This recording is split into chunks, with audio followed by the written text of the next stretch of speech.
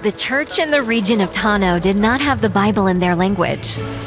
Yet they were encouraged by the news they had received. The church leaders had learned that it was possible for them to translate the Bible themselves. In fact, church leaders from the nearby Mai region were on their way to help the Tano churches learn how to translate the Bible into their own language. The Tano churches were so excited by this news that they had begun translating one of their favorite passages from the Gospel of Luke.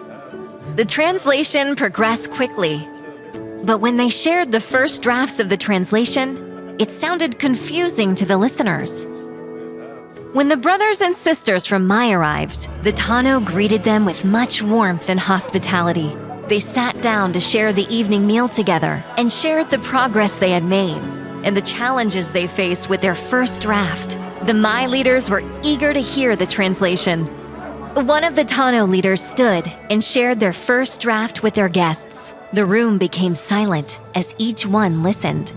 As the passage was completed, one of the Mai leaders said to the group, "We are honored to be among the first to hear God's word in your language. We are pleased to hear that you have begun the work, and we understand that this has been challenging. What have you learned, and what was most difficult for you in creating this draft?" The Tano explained that their first step of translating word for word moved along rather quickly, but the challenge came in understanding the translation. Did the words seem right, but the translations sound wrong? Yes, it was hard to understand what was being said when we heard the translation. How did you know?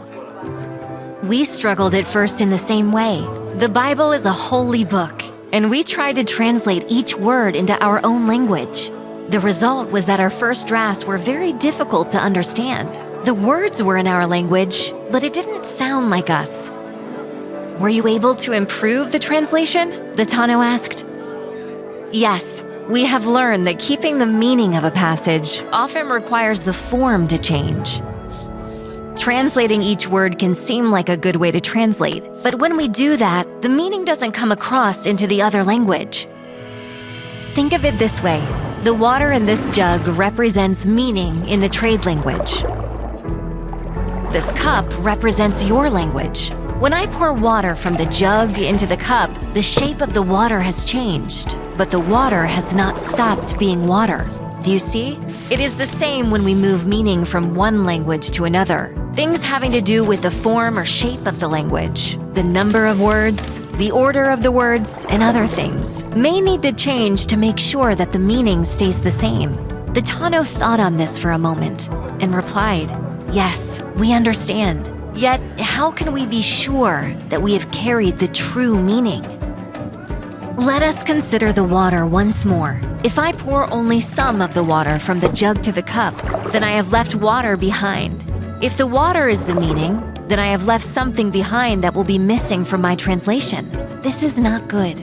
We need the full meaning. In the same way, if I pour all the water from the jug to the cup and then also add milk, I have added something that wasn't there before. If I add something to my translation that was not there in the original, I have added new meaning. This is not good. Finally, if I pour the water over tea leaves, I have changed the water.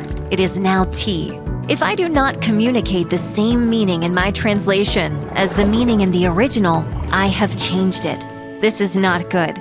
We need only the original meaning. The Tano church leaders considered this and understood. The conversation filled them all with excitement, and they prayed together that God would guide their work as they continued on with new understanding. We gain confidence that we have the right meaning if we're careful to do 3 things while translating. First, translate all the original meaning. Second, do not add new meaning that is not in the original. Third, communicate the meaning unchanged.